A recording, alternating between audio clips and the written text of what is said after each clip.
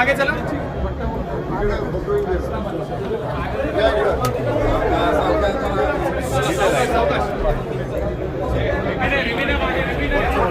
चला मोबाईल थोडा मागे घ्या भाऊ.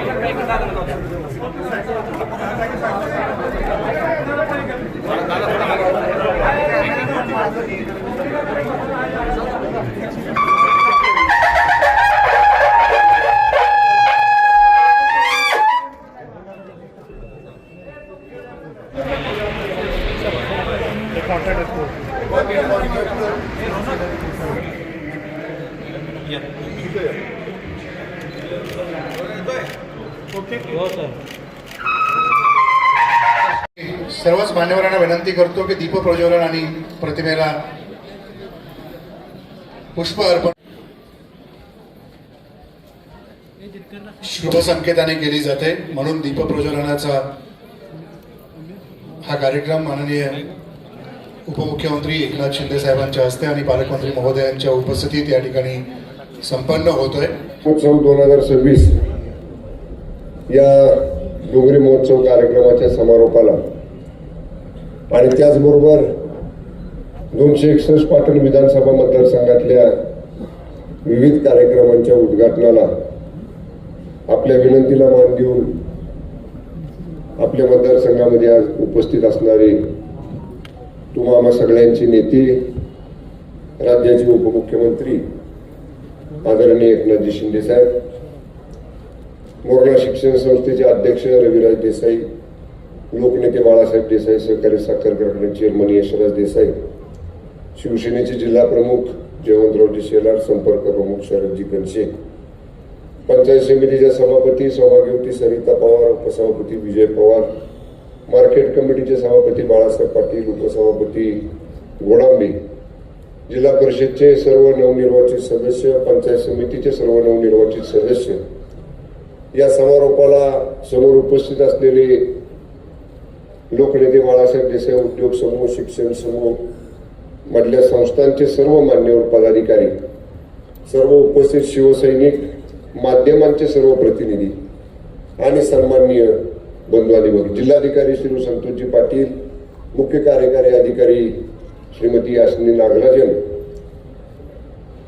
जिल्हा पोलीस प्रमुख प्रभारी जिल्हा पोलीस प्रमुख, कारण जिल्हा पोलीस नाही, प्रभारी जिल्हा पोलीस प्रमुख श्रीमती कडूकर, इतर सर्व उपस्थित मान्यवर, सन्माननीय बंधू आणि भगिनी, साहेबांना वेळेमध्ये मुंबईच्या कार्यक्रमासाठी पोहोचायचं आहे. त्यामुळं मी जास्त मोठं भाषण करणार नाही. मी एवढ्यासाठीच प्रास्ताविकामध्ये उभा आहे की आज जी उद्घाटनं आपण केली माननीय आदरणीय एकनाथजी शिंदे साहेबांच्या हस्ते, मग तो सांगवड पूल असू द्यात, शिवदौलत स्टेडियम असू द्यात, समोर असलेलं म्युझिकल फाउंटन, लेझर शो असू द्यात, किंवा या ऑडिटोरियम सभागृहामध्ये आपण बसलोय ते स्वर्गीय शिवाजीराव देसाई स्मृती भवन असू द्या, या सर्व कार्यक्रमाला निधी मी आवर्जून सांगेन आदरणीय एकनाथजी शिंदे साहेब मुख्यमंत्री असताना पत्र मी नुसतं लिहिलं तरी त्याच्यावर निधी मंजूर व्हायचा. म्हणजे प्रस्ताव सादर करा आणि ब्लॉक इस्टिमेट येऊ द्या, मग त्याला काय एसी मार्फत आणा, सी मार्फत आणा, ई मार्फत आणा आणि कुठनं आणा, असलं काय नाही. एक पत्र दिलं, जेवढे रकमेची मागणी केली असेल त्याप्रमाणे मंजूर, विशेष बाब म्हणून मंजूर करायचे. साहेबांनी तर मला वाटतं त्यांच्या कारकिर्दीमध्ये नुसत्या सह्यांपेक्षा विशेष बाबच्या सह्या जास्त केल्या. आता आम्ही सारखं असायचो बरोबर बघायला. सर त्यातलाच हा जो काय परिसरामध्ये आज कामं झाली ते आपण मुख्यमंत्री असताना आपण सगळं हाताला या डोंगरी तालुक्यासाठी भरीव अशा पद्धतीचं काम केलं. साहेब आज दौलतनगरचं चित्र बदललंय. म्हणजे 10-15 वर्षापूर्वीचं मरळी दौलतनगर आणि आजचं मरळी दौलतनगर जर बघाल, कधी कुठल्या गावाबरोबर तुलना करणं योग्य नाही. पण आमचं तालुक्याचं ठिकाण पातळ आहे. आमचं तहसील कार्यालय, प्रांत कार्यालय, बीडीओ कार्यालय, पंचायत समिती, bus stand, police station, court कार्यालय, स्टॅम्प कार्यालय, रजिस्ट्रार कार्यालय सगळी पाटणमध्ये आहे. पण एवढ्या सुविधा पाटणमध्ये मिळतात का बघायला? मिळतात? नाही बघायला मिळत साहेब. त्यामुळं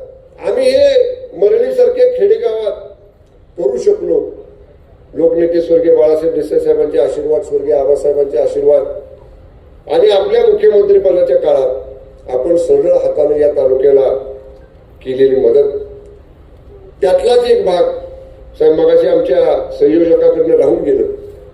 साहेब विधानसभेच्या अधिवेशनामध्ये मी आपल्याला मागणी केली होती की महाराष्ट्र दौलत लोकनेते बाळासाहेब देसाई शताब्दी स्मारक संकुलाचा जो परिसर आहे त्याच्या उर्वरित कामांसाठी आम्हाला निधी हवा आहे आणि आपण साहेब तात्काळ 25 कोटी रुपये त्यासाठी मंजूर केले. त्याच्या मंजुरीचा आदेश आपल्या हातनं यशराज देसाई आणि रविराज देसाई जयवंतराव शेलार स्वीकारतील आपला कार्यक्रम झाल्यानंतर. कोणाकडे आहे ते कॉपी कोणाकडे आहे? म्हणजे नुसतं घोषणा नाही साहेबांनी केली, आज ते मंजुरीचा आदेश आलाय आणि मला साहेब MMRDच्या मुखर्जींनी सांगितले की आपल्या मान्यतेनं निधी लगेच वर्ग करतो. या ग्रामीण भागामध्ये साहेब आपण रस्त्याचं जाळं विणलं, पिण्याच्या पाण्याचं जाळं विणलं, शेतीसाठी विशेषतः मागच्या 5 वर्षात तारळेला 100 मीटर हेडवर पाणी देण्याची योजना आपण केली. मोरणा गुन्हेगारला धरणातलं पाणी नदीत सोडायचं, नदीतलं शेतकऱ्यांना स्वतःच्या खर्चानं उचलून बांधावर न्यायचं, असा आराखड्यामध्ये प्रस्ताव होता. आपण मुख्यमंत्री असताना त्याची बैठक घेतली आणि आपण सांगितलं की शेतकऱ्याच्या बांधावर बंदिस्त पाईपलाईननं पाणी द्या. आज उजव्या तीरावर आणि डाव्या तीरावर मोरणा गोरेगावच्या दोन्ही ठिकाणी बंदिस्त पाईपलाईनचं काम चालू आहे. आज शेतकऱ्याच्या बांधावर शासनाच्या खर्चानं पाणी जाणार आहे. एकाही शेतकऱ्याला स्वतःची मोटर या ठिकाणी बसवावी लागणार नाही. ही लोकहिताची कामं ही आपल्या मतदारसंघामध्ये या ठिकाणी आपण केलेली आहे. राजकीय बोलण्याचे व्यासपीठ नाही, पण आज एकनाथ उमडे इथं आहेत, अजित आहे, आम्ही सगळेजण आहोत. मागच्या साहेब जिल्हा परिषदच्या बॉडीमध्ये जिल्हा परिषदच्या शिवसेना चिन्हावर निवडून आलेले 2 सदस्य आणि विजय पवार शिवसेना पुरस्कृत आघाडी करून उभं राहिलेले 1 सदस्य, असे 3 सदस्य जिल्हा परिषदमध्ये आपले होते. आपल्या नेतृत्वाखाली या निवडणुकीमध्ये साहेबांनी 3 वरनं 15 वरती गेलो. जिल्हा परिषदमध्ये सदस्यांची संख्या आपली 15 पोचली. जिल्ह्यात शिवसेना वाढतीच आहे. पाटण, कराड उत्तर, कराड दक्षिण या ठिकाणी तर आम्ही आहोतच, पण आज जावली घ्या, महाबळेश्वर घ्या, फलटण घ्या, सह्याद्री कदम आमचे आहे तिथं. आम्ही सगळेजण मिळून, संजीव बाबा नाईक निंबाळकर, रामराजे नाईक निंबाळकर, आम्ही सगळ्यांनी मिळून आज साहेब शिवसेनेची ताकद जिल्ह्यामध्ये प्रचंड मोठ्या प्रमाणामध्ये वाढवण्याचे काम सुरू केलेलं कालच्या जिल्हा परिषद पंचायत समितीमध्ये आपल्याला ते दिसलं. मी आपल्याला एवढं साहेब सांगेन, आपण या जिल्ह्याचे सुपुत्र आहात. आपण नेहमी म्हणता सातारा असेल, कोयनाकाठ असेल की माझ्या जिल्ह्यामधला, मी सातारा जिल्ह्यामधला आहे, मला माझ्या जिल्ह्यातल्या मातीकडे माझे पाय ओढले जातात, शेतात माझ्या मी रमतो. असा शेतकऱ्याच्या परिवारातनं, शेतकऱ्याच्या मातीतनं, शेतकऱ्याच्या पोटी जन्माला आलेला राज्याचे मुख्यमंत्री होतात, उपमुख्यमंत्री होतात, पण त्यांच्या राहण्यात, त्यांच्या बोलण्यात, त्यांच्या वागण्यात, त्यांच्या कामात इंचभर सुद्धा बदल या ठिकाणी आम्ही कधी या ठिकाणी पाहिला नाही. साहेब मुख्यमंत्री झाले आणि आम्ही सगळेजण जेव्हा भेटलो, सगळे आमदार मंत्री, आणि CM साहेब म्हणून आम्ही त्यांना म्हणायला लागलो. साहेब म्हणले मला ते CM साहेब म्हणलेलं आवडत नाही, तुम्ही मला जसं पहिल्याप्रमाणे कोण भाई म्हणायचं, कोण साहेब म्हणायचं, कोण दादा म्हणायचं. म्हणजे पदाला हपपलेला माणूस तो नाही, कार्यकर्त्याच्या मध्ये रमणारा. माझा कार्यकर्ता मोठा झाला पाहिजे, माझ्या कार्यकर्त्याला पाठबळ मिळालं पाहिजे, राजकीय ताकद मिळाली पाहिजे, या मानसिकतेतनं काम करणारे आदरणीय शिंदे साहेब आहेत. मी जास्त भाषण या ठिकाणी करत नाही, साहेबांचं मार्गदर्शन आपल्याला ऐकायचं आहे. साहेब आपण मंजुरीचं पत्र आता द्यालच, पण माझी विनंती आहे की आपण जर मुखर्जीला सूचना केल्या आणि त्याचा निधी वर्ग आमच्याकडे केला तर ताबडतोब त्याचं टेंडर काढून ती कामाची सुद्धा या ठिकाणी आम्हाला पावसाळ्याच्या आधी सुरुवात करता येईल. यापूर्वी जसं आपलं लक्ष या 261 पाटण विधानसभा मतदारसंघावरती होतं तसंच लक्ष याही पुढच्या काळामध्ये आपलं राहावं. ज्या कोयना दौलत डोंगरी महोत्सवाची आपण सांगता करतोय, साहेब मी आपल्याला कल्पना दिली त्याप्रमाणे कृषी प्रदर्शन, पशुपक्षी प्रदर्शन, महिला बचत गटांचं प्रदर्शन, खाद्य जत्रा, बालमेला, बोटिंग, घोडसवारी, उंट सवारी, बग्गी राईड, पॅराग्लायडिंग आणि रोज संध्याकाळी एक सांस्कृतिक कार्यक्रम. पहिल्या दिवशी आपण पोवाड्यांचं सादरीकरण केलं, दुसऱ्या दिवशी भजनांचं सादरीकरण केलं, तिसऱ्या दिवशी राज्यातल्या ब्रास बँड पथकांचं सादरीकरण केलं, काल युवा वर्गाच्या आग्रहाखातर एक दिवसीय लावणी महोत्सव केला आणि आज या सगळ्याचा समारोप सायंकाळी सांस्कृतिक कार्यक्रमात या ठिकाणी होणार आहे. आम्हाला सगळ्यांना साहेब मनापासून आनंद झाला असता की संध्याकाळच्या सांस्कृतिक कार्यक्रमाला किंवा थोड्या वेळ जरी आपण थांबला असता, पण मला माहिती आहे मुंबईतल्या महत्वाच्या कार्यक्रमासाठी आपल्याला जायचंय आणि 4:15च्या आज जर चॉपरने टेकअप केलं नाही तर आपल्याला थोडंसं लवकर निघावं लागेल, म्हणून जास्त मोठं भाषणात मी करत नाही. आपलं असंच लक्ष आमच्या 261 पाटण विधानसभा मतदारसंघावर राहावं एवढी विनंती करतो. या जिल्ह्यामध्ये जिल्ह्याचा पालकमंत्री म्हणून आणि या मतदारसंघाचा आमदार म्हणून आपलं हार्दिक मनपूर्वक स्वागत करतो आणि थांबतो. धन्यवाद. जय हिंद, जय महाराष्ट्र. छत्रपती शिवाजी महाराज की जय. भवानी. धर्मवीर छत्रपती संभाजी महाराज की कोयना दौलत डोंगरी महोत्सव. कोयना हे आपलं दौलतच आहे आणि त्या नावाचा महोत्सव होतोय, त्याच्यापेक्षा दुसरा काय आनंद असू शकतो. आणि या डोंगरी महोत्सवाला उपस्थित संयोजक या जिल्ह्याचे पालकमंत्री शंभूराज देसाई, जिल्हाधिकारी संतोष पाटीलजी, CO ZP यशनी Nagarajan madam, Vaishali Kadukar madam, आपल्या प्रशासकीय SP madam, गटणे MTDC, Raviraj Desai, Yashraj Desai,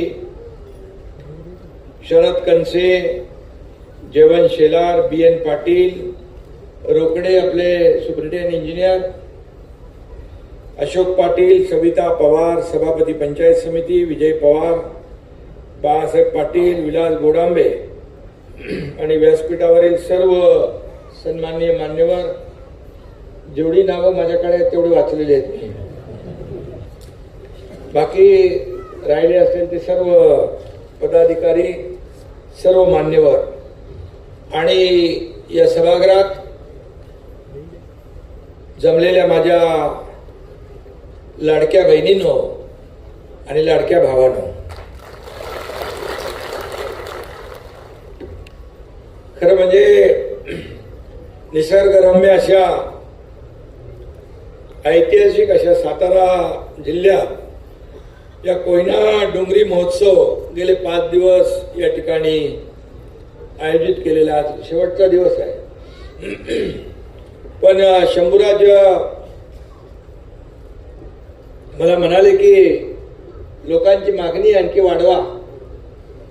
ते सरकार लोकांचं आहे, जनतेचं आहे, वाढवून टाका. शेवटी आपण जे काय करतो ते लोकांसाठी करतो. आपण म्हणतो सर्वसामान्यांचं सरकार आहे. हा शेतकरी काबाड कष्ट करतो, शेतीमध्ये राबतो, आपला बळीराजा आहे, अन्नदाता आहे आणि मग आम्ही सगळे चांगलं जेवण करतो. मग त्यांना या अशा प्रकारच्या सांस्कृतिक कार्यक्रमाच्या माध्यमातून एक मेजवानी दिली तर उलट आपण त्यांच्या उपकाराची थोडीफार का होईना परतफेड करतोय, अशा प्रकारचं एक भावना आपल्या मनामध्ये आहे. या महोत्सवाचं आयोजन केल्याबद्दल माझे सहकारी पालकमंत्री शंभूराज देसाई आणि त्यांची सर्व टीम, शासकीय प्रशासकीय सर्व या भागातील आपले आयोजक, या सगळ्यांचं मनापासून मी अभिनंदन करतो. कारण शहरी भागामध्ये मोठे मोठे प्रकल्प होतात, कार्यक्रम होतात, पण ग्रामीण भागामध्ये अशा प्रकारचे भव्य दिव्य सोहळे कमी पाहायला मिळतात. आपण महाबळेश्वर फेस्टिवल देखील केला, अतिशय चांगल्या दर्जावर उंचीवर नेणारा फेस्टिवल झाला तो, आणि हा देखील चांगला होतोय. कोयना बॅकवॉटर फेस्टिवल पण आपण डिसेंबर जानेवारीमध्ये करतोय. निसर्गरम्य असा परिसर आहे आणि कोयना बॅकवॉटर फेस्टिवल तर मला वाटतं जागतिक दर्जाचा होईल.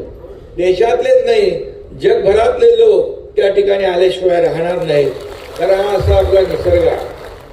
आणि म्हणून या साताऱ्याच्या पर्यटनाला राष्ट्रीय आणि आंतरराष्ट्रीय नकाशावर मानाचं स्थान मिळवून देण्यासाठी अशा प्रकारचे उपक्रम, कार्यक्रम, महोत्सव राबवणं ही काळाची गरज आहे. आणि म्हणून हे आपण करतो आहे. आणि महाराष्ट्र राज्य पर्यटन विकास महामंडळ आणि पर्यटन विभागाचे सर्व अधिकारी कर्मचारी यांनी देखील मेहनत घेतली. या सगळ्यांचं अभिनंदन करायला पाहिजे, त्यांना धन्यवाद द्यायला पाहिजे. मी नेहमी सातारचा भूमिपुत्र आहे याचा मला सार्थ अभिमान आहे.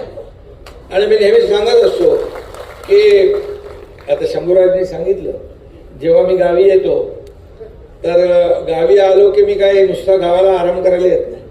तिथं जत्रा असते लोकांची, तिकडं काय म्हणतो आपला दरबार, जनता दरबार सुरू असतो आणि तो एक ठराविक वेळ असतो. पण नंतर मी आणि अगोदर सकाळी शेतीमध्ये जातो, आपोआप माझे पाय शेतीकडे वळतात आणि हात मातीमध्ये वळतात.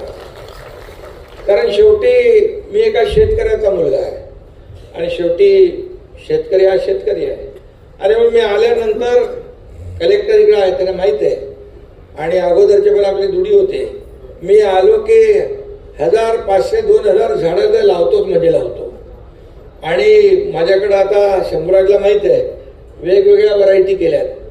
म्हणजे आता आपल्या भागामध्ये भात आणि नाचणी वगैरे या सगळ्या गोष्टी वरी वगैरे होते, परंतु माझ्या भागामध्ये त्या भागामध्ये आम्ही क्लस्टर शेतीचं प्रयोजन केलं. एकत्रित समूह शेती, एकत्र येऊन शेतकऱ्यांनी, कारण लँड होल्डिंग छोटी छोटी असल्यामुळे एकत्र क्लस्टर शेतीची आवश्यकता आहे, त्याला आपल्याला प्राधान्य द्यायचं आहे.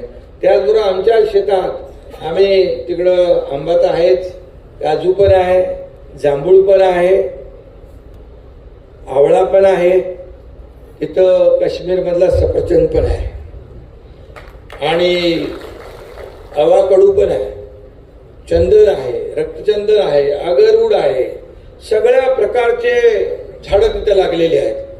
आणि आता मी तिथं सांगितलंय की नवीन प्रयोग करायचा, ॲप्रिकॉट आणि आपलं केसर, कॉफी लागलेली आहे, कॉफीचं शेत होत आहे.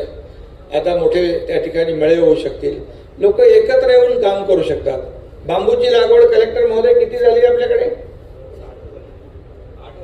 8000 एकर. एकरामध्ये लोकांनी कन्सेंट दिलेले आहेत. बांबू पहिलं कोणी दुर्लक्षित होतं, मग मी त्या पाशा पटेलला मुख्यमंत्री असताना त्याचा प्रमुख केला. म्हणाले बांबूचे काय, तू काय बांबूला काय दुर्लक्षित समजतो? बांबू फक्त काय जाताना वापरत नाही माणसं. बांबू पासून कितीतरी एअरपोर्ट बनवलेत. मँगलोरचा एअरपोर्ट बनवलाय, आपलं दिल्लीचं संसद भवनामध्ये बांबू वापरला आहे. या ठिकाणी बांबूचे बाय प्रॉडक्ट एवढे आहेत, खूप मोठ्या प्रमाणात बांबूचे दागिन्यापासून मला त्या काय त्याचं नाव का पाशा पटेलने टी शर्ट पण मला दिलाय, टॉवेल पण दिलाय, चष्मा पण बनवलाय, घड्याळ पण बनवलंय बांबूचं. एवढं सगळं बांबूचं बाय प्रॉडक्ट आहे. आणखी काय काय बघा, कुठे कुठे अजून बांबू लावायला लागतात ते पण लावतात. याचाही उपयोग होतो.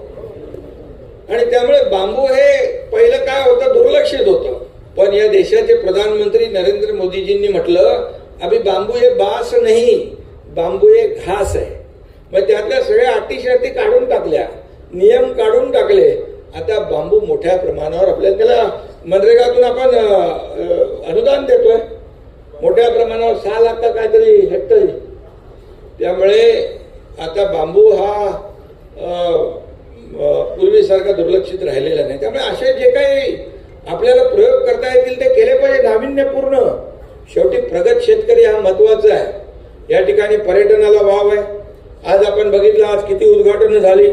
शंभूराजच्या डोक्यातून नवीन नवीन कल्पना इथे येतात. एक पूल बांधला, त्याच्या बाजूला आपण आता हे करतोय, घाट बनवतोय, वॉटर स्पोर्ट करतोय, नाही सेलिंग करतोय. मुंबई सारखा सेलिंगचं लुक त्याला येणार आहे. बाजूला असं ते काय तुम्ही दरवाजे काय साईडला गेट केबल शेड तर आहे, केबल शेड आहे, त्याला चांगला लुक येईल, पॅनलिंग करतायत, गेट सारखं बनवताय आणि त्याला 25 कोटी रुपये तुम्ही MMRD कडून आणले. MMRD इकडे काम करू शकत नाही. MMRD MMR क्षेत्रापुरती मर्यादित आहे. बघा कसे गपचूप या शंभूराजने 25 कोटी आणले आणि 25 कोटीची ऑर्डर पण काढली. माझं काम असंच असतं, no reason on the spot decision. करतो बसतो पाहतो हे काय. नो हा माझ्या डिक्शनरीत शब्द नव्हता, नाही. मी मुख्यमंत्री असताना माझ्याकडे आहेत वैशिष्ट्यपूर्ण. आता जे वैशिष्ट्यपूर्ण नाही ते पण हे मला बनवायचे त्याच्यामध्ये वैशिष्ट्यपूर्ण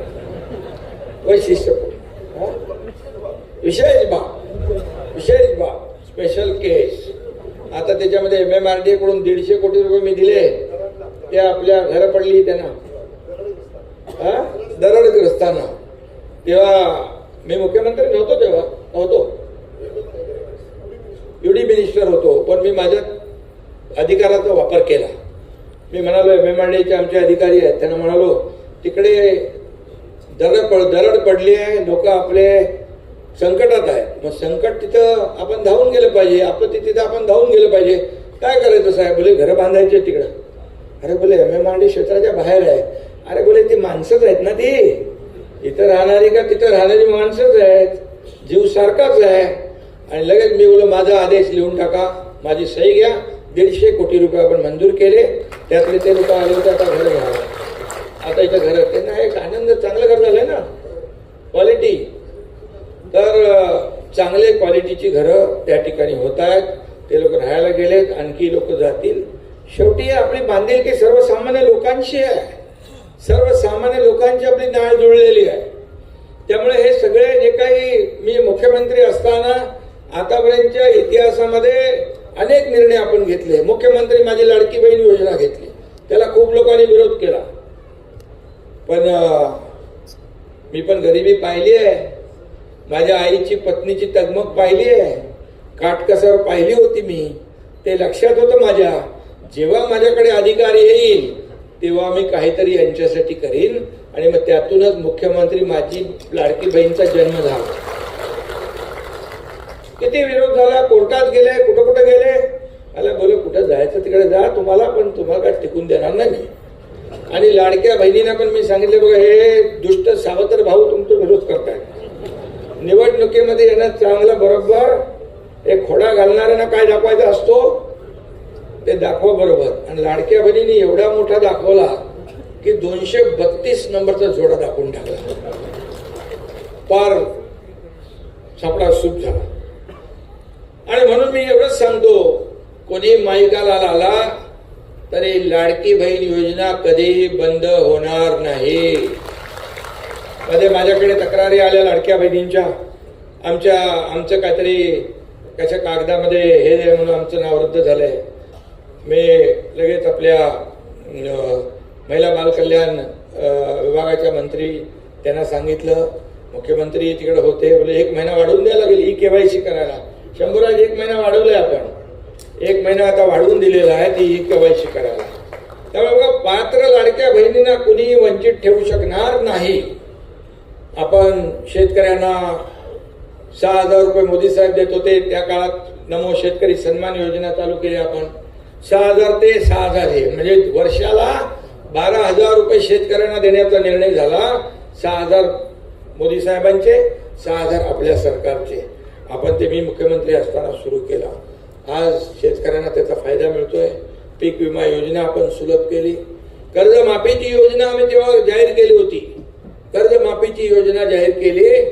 आणि लाडक्या बहिणींना म्हणालो 1,500 ना 2,100 देणार. पत्रकार आता मला विचारतात कधी 2,100 देणार? योग्य वेळी आम्ही देणार, बिलकुल देणार. आम्ही कधी प्रिंटिंग मिस्टेक म्हणणार नाही. एवढं सगळं ओढाताण होती तरी सुद्धा शेतकऱ्यांची कर्जमाफी अर्थसंकल्पात आम्ही निर्णय जाहीर केला आणि ते पैसे आम्ही देणार. शेवटी शेतकरी आपला मायबाप आहे. मी नेहमी सांगतो, या महाराष्ट्राच्या तिजोरीवर पहिला अधिकार कुणाचा असेल तर शेतकऱ्याचा, माझ्या शेतकऱ्याचा अधिकार. आणि या योजना तुम्हाला सांगायला गेलं तर वेळ पुरणार नाही. अगोदर जमा मिळाल्या होत्या सिंचन योजनेचं, काय शंभराज तुम्ही पण होते. आणि मी मुख्यमंत्री असताना 175 सुधारित प्रशासकीय मान्यता दिल्या, 175. आणि आता ह्या 1-1.5 वर्षामध्ये जवळपास टोटल मिळून आता 200च्या 225च्या वर गेलं. हे लाखो हेक्टर जमीन, शेत जमीन सिंचनाखाली येणार आहे. शेवटी शेतकऱ्याला तुम्हाला जगवायचं असेल तर या ठिकाणी हे निर्णय घ्यायला लागतील. बोंडारवाडी धरणाचं देखील आपण बोललोय. बोंडारवाडी धरणाची देखील एक बैठक लावू आपण, त्याला देखील चालना देऊ. शेवटी जे जे आपण बोललेलो आहे की बघा, काही गोष्टी लगेच होऊन जातात, काही थोडा शॉर्ट टर्म, लॉंग टर्म आणि मिड टर्म असं 3 प्रकारचं आपलं काम असतं. पण आम्ही जे बोललोय ते करणार एवढं मात्र निश्चित लक्षात ठेवा. कारण आपल्याला खोटं बोलण्याचं काम बाळासाहेबांनी, आनंदीगे साहेबांनी शिकवलं नाही. आणि म्हणून एवढ्या मोठ्या मोठ्या योजना केल्या, युवकांसाठी देखील योजना केल्या. त्यातल्या काही चालू आहेत, त्यातल्या काही सुरू करायच्या, त्या देखील सुरू होतील. स्किल डेव्हलपमेंट, लोकांच्या हाताला काम मिळालं पाहिजे. परदेशी गुंतवणूक येते. MIDC तुमच्या साताऱ्यात आहे ना शंभराज, तिकडे काय कारखाने आणा. उदय सामंतला सांगा, आम्ही सांगतो चांगल्या कारखाने आणा, चांगल्या आपल्या लोकांना हाताला काम मिळेल. हे सगळं केलं पाहिजे. हे शेवटी आपल्याला हे सगळं करून लोकांना हे करू शकतो. त्यामुळे आपल्याला जे मगाशीच मी जिल्हाधिकाऱ्यांना सांगितलं, गाळ मुक्त धरण आणि गाळयुक्त शिवार, याच्यावर आपण काम करतोय. शेवटी हे सगळं जे काय आपल्याला दिलेलं आहे निसर्गाने, ते वाचवलं पाहिजे, ते वाढवलं पाहिजे, जपलं पाहिजे, जोपासलं पाहिजे. आणि म्हणून या सगळ्या गोष्टी ज्या आहेत, शंभूराज चांगलं काम करतायत. इकडं पूल रस्ते पण उभे करतायत, सांस्कृतिक कार्यक्रम पण करतायत. आणि माझं एकच सगळ्यांना सांगणं आहे, पर्यटनाला आता आपण रोपवेला पैसे दिले या अर्थसंकल्पात. रोपवे मंजूर केला नाही वासोटा, आणि तिथं देखील त्याच्यामुळे रोपवेमुळे मोठ्या प्रमाणावर पर्यटनाला चालना मिळेल. हे क्लस्टर शेतीमुळे नवीन नवीन प्रयोगामुळे लोकांना, शेतकऱ्यांना पैसे मिळतील. माझी इच्छा एकच आहे, या भागातला तरुण कोणीही नोकरीसाठी गाव सोडून बाहेर जाता कामा नये. जो गेलेला आहे तो पुन्हा इकडे परत आला पाहिजे, ही भूमिका आणि हा संकल्प आपला आहे. आणि म्हणून त्यासाठी बघा, कधी बघितलं होतं कोयना नदीवर पूल बघितले? आमच्या त्या तापोळ्यामध्ये पूल कंप्लीट होतोय. 3 पूल होतात. एक आपटी ते तापोळा आपटी होतोय, एक तापोळा ते पलीकडच्या साईडला कांदत खोऱ्याचे 105 गावांना जोडतोय. दुसरा कोकणातून येणारा रस्ता पश्चिम महाराष्ट्राला जोडण्यासाठी, तो देखील आपण पूल करतोय. म्हणजे पश्चिम महाराष्ट्र आणि कोकण हे जोडण्यासाठी देखील आपण काम करतोय. पामनोली दरे, त्यामुळे रस्ते होत आहेत. शेवटी कनेक्टिव्हिटी महत्वाची आहे, रस्ते महत्वाचे आहेत, या ठिकाणी सोयी सुविधा महत्वाची आहे. आणि शेतकरी जे काही हे करे, आपलं नॅचरोपॅथी सेंटर कलेक्टर महोदय आपण मंजूर केलं. दुसरं आणखी दुसरं काय मंजूर केलं आपण? आयुषमधून हेल्थ अँड वेलनेस सेंटर आपण मंजूर केलं. आता इथं तुमच्या सगळ्या भागात नवीन महाबळेश्वरचं काम सुरू झालेलं आहे. आणि नवीन महाबळेश्वर जर कंजेस्टेड झालंय, आता सगळे पर्यटक तिकडे जरा जाम झालेत, त्यांना इकडे तुमच्याकडे फिरायचं मोकळ्या हवेमध्ये. आणि त्यामुळे नवीन महाबळेश्वर करण्याचा उद्देश काय? तुमच्या इथल्या सगळ्या जमिनींना भाव आहे. तुमच्या एकच्या माल, तुम्ही जे काय पिकवाल त्याला मोल येईल. तुम्ही जे काय प्रोडक्ट काढाल त्याला पैसे येतील. पर्यटनाला चालना मिळेल. सगळ्या गोष्टी याच्यामध्ये तुम्हाला एकच सांगतो, आमच्या शेतकऱ्याची 1 इंच जमीन सरकार घेणार नाही. आणि एवढंच सांगतो तुम्हालाही, शेतकऱ्याने देखील आपली जमीन ही काळी आई विकता कामा नये. इकडे सोनं होणार आहे. आमच्या गावात तर इकडे तर खूप डेव्हलपमेंट आहे. आमच्या इकडे गेलेले लोक वापस यायला लागलेत. पलीकडं कांदात खोऱ्यातली लोक वापस यायला लागले. बोले इकडं आता आम्हाला काय माहिती एवढं सगळं होणार आहे. दम धरायला पाहिजे होतं ना. आता येतात, ठीक आहे, ते आपलीच आहेत लोक. आणि म्हणून हे सगळं करत असताना ह्या अशा कोयना दौलत सारख्या उपक्रमाची देखील आवश्यकता आहे. शेवटी आपल्याला मोठ्या शहरांमध्ये असे उत्सव होतात. अरे ऑडिटोरियम बघा, अरे आमच्या ठाण्यापेक्षा ठाण्यासारखं आहे ऑडिटोरियम आहे. एवढं मोठं ऑडिटोरियम आहे. कधी बघितलं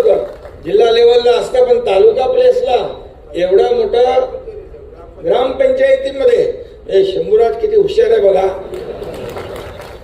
गुवाहाटीत होते तिकडे धडाधड सह्या कधी घेतल्या मला माहित नाही, आणि तिकडून इकडे आल्यावर मुख्यमंत्री झाल्यावर कधी सह्या घेतल्या त्या माहित नाहीत. मी तुम्हाला सांगतो, मी कधी दिलेलं या हाताचं या हाताला कळू देत नाही. माझं देण्याची वृत्ती आहे. जे माझ्याकडे जेवढे आमदार मंत्री आले ते सगळे काही ना काही घेऊन गेले. आता मला कधी कधी बोलवतात, इथं उद्घाटन आहे, हे आहे, पैसे कधी बोले तुमच्या काळातले आहे, बोले अजूनपर्यंत चालू आहेत, बोले एवढे तुम्ही दिलेत की पैसे संपतच नाही. आणि म्हणून शेवटी आपण कोणासाठी देतोय? या लोकांच्या विकास कामांसाठी देतोय. आणि म्हणून मला समाधान देखील आहे, आनंदही आहे. अजितदादा एकदा ठाण्याच्या कार्यक्रमात म्हणाले होते, गडकरीमध्ये मी मुख्यमंत्री होतो, देवेंद्रजी होते, ते होते, आणि आम्ही तिघही होतो. म्हणजे एक पुस्तक प्रकाशनचा का काय कार्यक्रम होता, माझ्यावर कोणी काढला, राज्यपाल पण होते त्यावेळेचे. अजितदादा आज आपल्यात नाहीत, आपलं दुःखाची घटना आहे ती. आणि आताच मी सुनेत्रा वहिनींचा फॉर्म भरायला बारामतीत गेलो होतो, तिथून इथं आलो.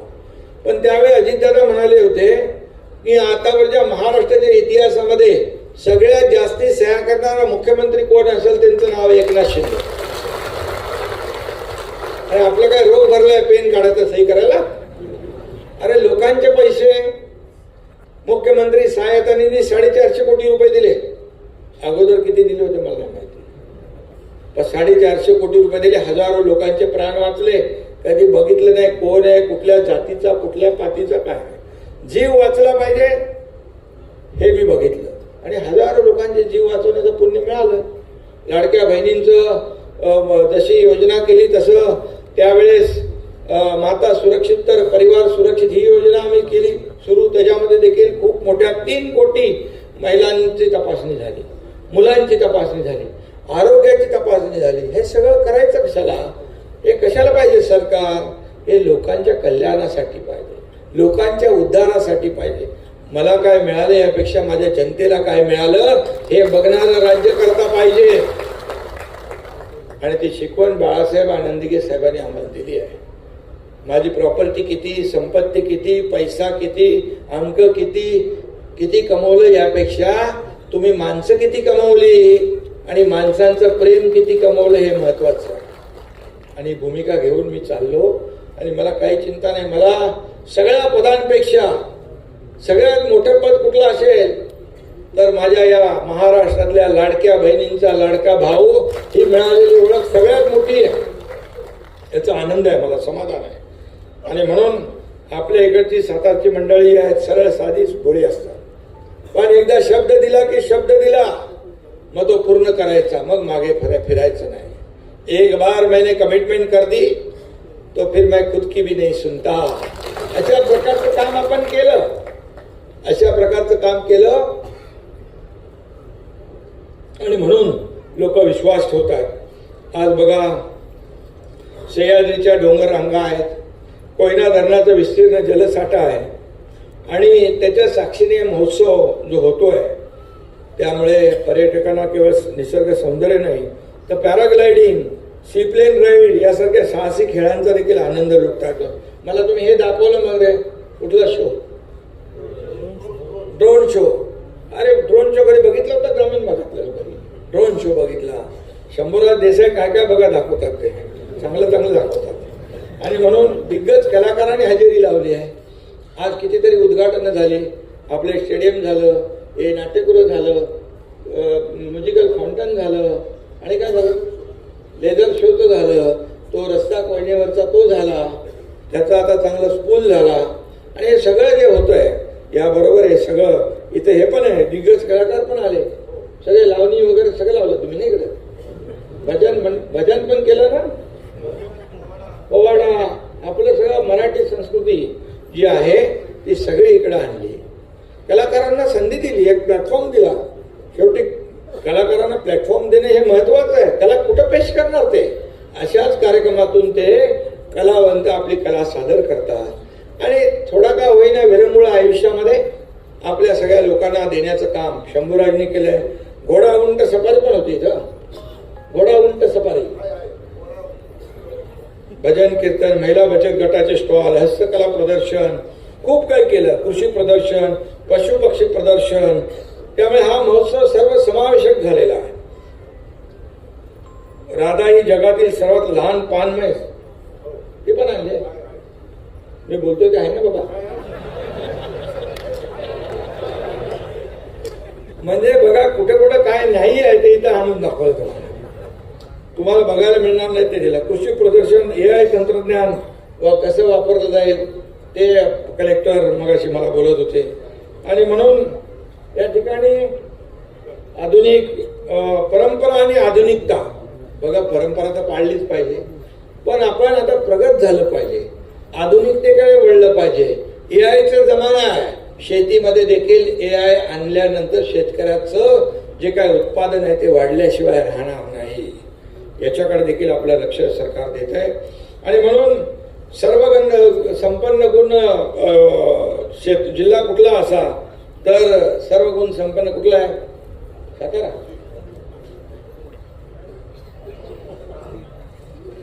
नक्कीच साताऱ्याकडे बोट दाखवलं जाईल.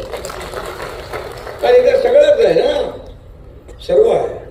आणि इथं काय नाही, एक समुद्र सोडलं तर बाकी आहे, पण आपल्या नदीचं बॅकवॉटर पण समुद्रासारखं विस्तीर्ण आहे बघितलं तर. आणि स्वच्छ पाणी, थंड हवेचं ठिकाण, धार्मिक स्थळं, मोठं धरण कोयनेसारखं, इथून सगळ्या राज्याला वीज जाते, शिक्षण संस्था, साखर कारखाने, उद्योग, चांगली कनेक्टिव्हिटी सगळं आहे. आणि त्यामुळे आता सातारा जिल्ह्याला आपल्याला पर्यटन हब बनवायचं आहे. पर्यटन हब, त्यासाठी आपल्याला अशा कार्यक्रमांची आवश्यकता आहे. आणि म्हणून महाबळेश्वर बघतो आपण, पाचगणी, कास पठार, हे सगळं आपण पाहतो. आणि हे फक्त महाराष्ट्राची ठिकाणं नाही, संपूर्ण देशातून जगभरातून लोक येतात इथं पर्यटक. आणि म्हणून या आपण महाबळेश्वर फेस्टिवल केलं तर बाहेरचे पण होते ना, जपानचे लोक, परदेशी टुरिस्ट होते. आणि आपले राज्यपाल, जे माजी राज्यपाल होते ना, आपले राज्यपाल आचार्य देवव्रत, ते मुनावळेला आले होते मध्ये. ते माझ्या गावाकडून गेले. मी बोला आप जाना चाहिए था. बोले नहीं वहां पर आप नहीं थे. बोले स्वर्ग आहे, ह्याच्यापेक्षा दुसरं काय असू शकतं. स्वतः ते बोलले, राज्यपाल महोदय. आणि ते सेंद्रिय शेतीला प्राधान्य देणारे राज्यपाल आहेत. त्यांनी पाहिलं निसर्गरम्य परिसर, खुश झाले ते. आणि म्हणून त्यांनी बोटिंग देखील केलं, त्याचाही आनंद घेतला. आणि या ठिकाणी खूप आपण, मला एवढंच सांगायचंय, पर्यटक आपले वाढलेत ना नक्की इकडे कलेक्टर महोदय. 2022 मध्ये 15 लाख विदेशी पर्यटक आपल्या राज्यात यायचे. त्यातले महाबळेश्वरमध्ये सगळ्यात जास्ती यायचे, इकडे जास्ती यायचे. आता ती 37 लाखापर्यंत पोहोचलेली आहे संख्या. महाराष्ट्रात 11 कोटीहून 18 कोटीपर्यंत पोहोचलेले हे पर्यटक आपल्या पर्यटन धोरणाचं यश आहे. आणि पर्यटन मध्ये कोण आहे आता? शंभूराज देसाई. आणि म्हणून महाबळेश्वर हा महाराष्ट्रातील पर्यटनाचा कंठमणी समजला जातो. जगभरातून या हिल स्टेशनवर लोक येतात. आणि म्हणजे सगळे हिल स्टेशन ब्रिटिशकालीन आहे. पण मी म्हणून ठरवलं की ब्रिटिशकालीन त्यांनाच काही मागता होता का हिल स्टेशन बनवायचा. आणि म्हणून नवीन महाबळेश्वर जे बनवतोय आपण बनवतोय. आणि नवीन महाबळेश्वर बघा अतिशय देखणं आणि सगळ्यांना त्याचा लाभ होणार आहे. आणि म्हणूनच या ठिकाणी महाबळेश्वरच्या कुशीमध्ये न्यू महाबळेश्वर आपण करतोय. आणि तब्बल 550हून अधिक गावांचा पर्यावरण पूरक विकास होणार आहे. नीट समजून घ्या शंभूराज, आपल्या लोकांनाही समजून सांगा की कसा याचा फायदा आहे, कसं जीवनमान आपलं बदलणार आहे, कसं आर्थिक आपल्याला फायदा होणार आहे, कसं आपल्याला हे आपलं गाव सोडून बाहेर जाण्याची पाळी येणार नाही. या ठिकाणीच आपला आई वडिलांची सेवा करून इथं रोजीरोटी आपल्याला मिळेल आणि स्वतःची रोजीरोटी मिळेल. आणि म्हणून आज महाराष्ट्र शासनाच्या गृहनिर्माण धोरणाअंतर्गत होमस्टे टुरिझमला आपण चालना देतोय, ब्रेड अँड ब्रेकफास्टला देतोय, ॲग्रो टुरिझमला आपण प्रोत्साहन देतोय. आणि म्हणून यामध्ये वीज आणि पाणी घरगुती दराने आपण देतोय, सौर ऊर्जेसाठी अनुदान आपण देतोय, मुद्रा कर्ज देतोय.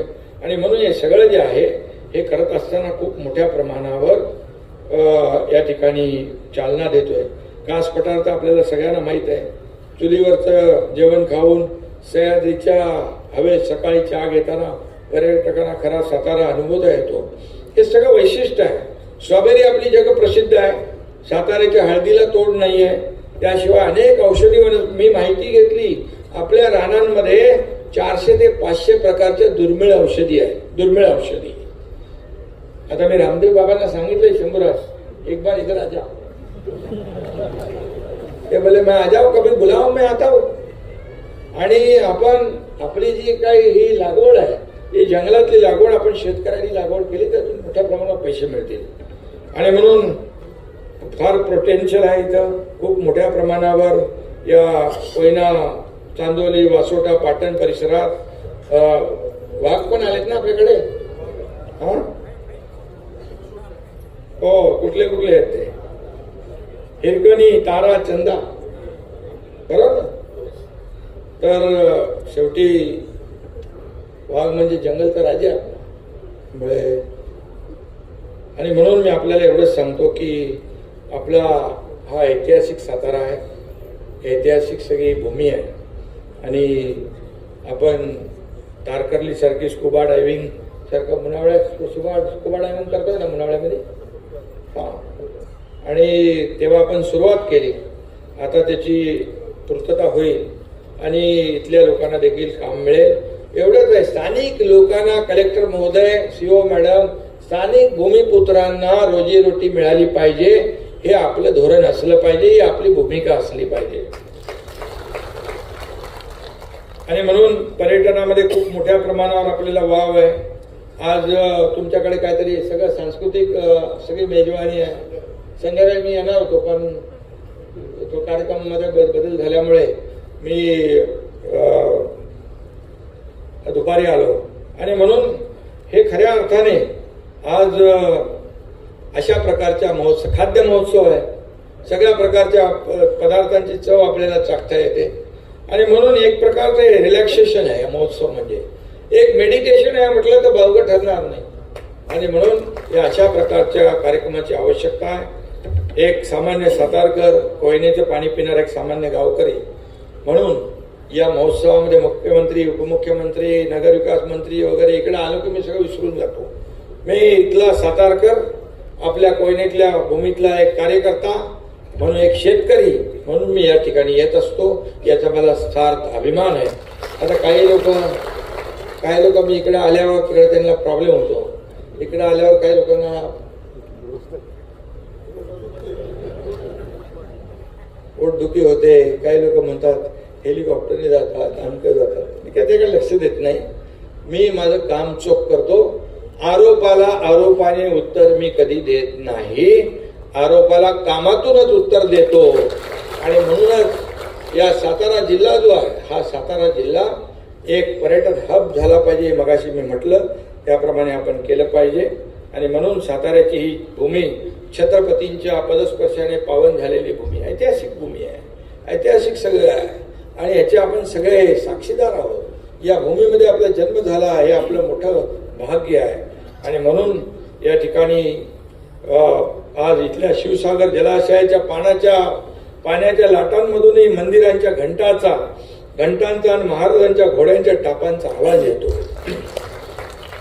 इथे वीज कडाडली तरी हर हर महादेव असा ध्वनी तिथून निघत असतो. आणि म्हणून कोयना महोत्सव असाच वृंदिंगत होत जावं अशा शुभेच्छा देतो. जाता जाता शंभूराज प्रेमा खातर आपल्याला 4 ओळी सांगतो. बाकी काय राहिलेलं नाही ना. पैसे मिळाले अजून काय बाकी नाही. ते MMRD अजून सांगतो. माझ्याकडे MSRDC पण आहे. MSRDC पण माझ्याकडे आहे. MMRD माझ्याकडे आहे. आणि काय घरं बांधायची असेल तर म्हाडा पण माझ्याकडे आहे. आणि नियम का अटी शिथिल करायचे असतील तर नगर विकास खाते माझ्याकडे आहे. तर मी चिंता काय करायची नाही.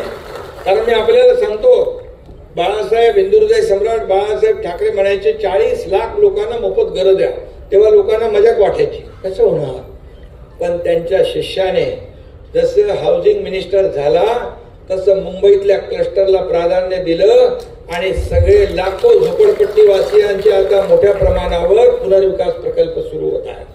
17,000 घराचा कधी बघितलं मुंबईमध्ये तर बघा, रमाबाई आंबेडकर नगर आणि आपला कामराजनगर इथं 17,000 घरांचा प्रकल्प सुरू झाला. ठाण्यामध्ये 25,000 घरांचा प्रकल्प सुरू झाला. मुंबईमध्ये लाखो घरांचा प्रकल्प सुरू होतोय. हे फक्त बोलत नाही, आपण करून दाखवतो. मुंबई शहर मोठं आहे, जागतिक दर्जाचं शहर आहे. आणि मग मुंबईसारखीच असली पाहिजे. तुम्ही आल्यावर तुम्हाला वाटलं पाहिजे मुंबई चालू आहे. आणि म्हणून या भागात देखील, सातारा जिल्ह्यात देखील गृहनिर्माण हाऊसिंग सोसायटी कुठं करायची असेल कलेक्टर महोदय तर मला सांगा, ते आपण राबवू. इथल्या लोकांना देखील परवडणारी घरं मिळाली पाहिजे. अफोर्डेबल हाऊसिंग, नवीन हाऊसिंग पॉलिसीमध्ये मी ते टाकलेलं आहे. परवडणारी घरं, आपल्या काम करणाऱ्या कामगार आमच्या बहिणी, मुलांना शिक्षक जे शिकतात त्यांना हॉस्टेल्स, हे सगळं आम्ही टाकलंय. गिरणी कामगारांना घरं, तुमच्या इकडचे पण गिरणी कामगार असतील, 1 लाख लोकांना गिरणी कामगारांना आपण घरं देण्याचा प्रकार हे सुरू केलेला आहे. आणि त्यांना आतापर्यंत ते वंचित होते, परंतु त्यांना वंचित आता राहावं लागणार नाही. मी आपल्याला एवढंच सांगतो, तुम्ही सर्वांनी शिवसेनेला भरभरून जिल्हा परिषदेमध्ये आणि पंचायत समितीमध्ये यश दिलं, त्याबद्दल मी आपल्याला अभिनंदन करतो. मनापासून आपल्याला धन्यवाद देतो आणि शुभेच्छाही देतो. अशीच ताकद यापुढे देखील कायम ठेवा. शंभूराज देसाई यांनी पर्यटन महोत्सव आयोजित केलेला आहे. काही लोकांना त्यांनी पर्यटनाला पण पाठवलेलं आहे. काही लोक पर्यटनाला इकडे येतीलही. आणि म्हणून हे सगळं शंभूराज कलाकार आहे, तर बरोबर काम वेळेवर काम दाखवतात ते. आणि म्हणून त्यांना मी खूप खूप शुभेच्छा देतो. आणि जाता जाता एवढंच सांगतो की सह्याद्री की ठंडी हवा, कोयना का शांत जल, सह्याद्री की ठंडी हवा, कोयना का शांत जल, कास पठार पर फूलों की रंगीन बिछी अनमोल, कास पठार पर फूलों की रंगीन बिछी अनमोल, महाबळेश्वर की चादर ओढ़े 5 गनी मुस्कुराए, सातारा पुकारता है आओ यहाँ ठहर जाए, आओ यहाँ ठहर जाए. म्हणजे इकडे तुम्ही आता पर्यटन महोत्सवात लोकांना इकडे आकर्षित केलेला आहे. आणि हे कायम ठेवा. हा जो काही उपक्रम आपण सुरू केलेला आहे तो कायम या ठिकाणी ठेवा. आणि ज्याला काही तुम्हाला आवश्यकता पडेल, तिथे डिपार्टमेंट कोणाचं आहे काय आहे ते काही चिंता करण्याची आवश्यकता नाही. तुम्हाला इथंच आता 250 कोटी रुपये MMRD दिले, बरोबर ना. आणि तुम्ही आता मी जेव्हा मुख्यमंत्री असताना दिलेले अजून कामं चालूच असतील, चालू आहे. त्यामुळे निधी विकास कामाला कधीही कमी पडू देणार नाही, हा एकनाथ शिंदेचा शब्द आहे. धन्यवाद. जय हिंद, जय महाराष्ट्र.